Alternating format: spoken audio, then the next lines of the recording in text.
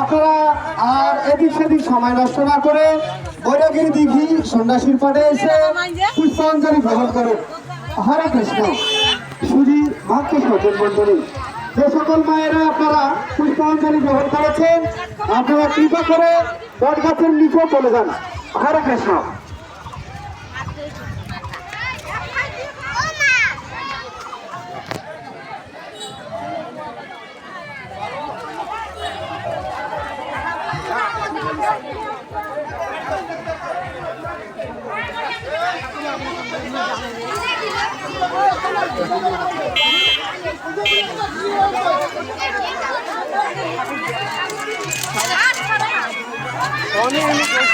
Ini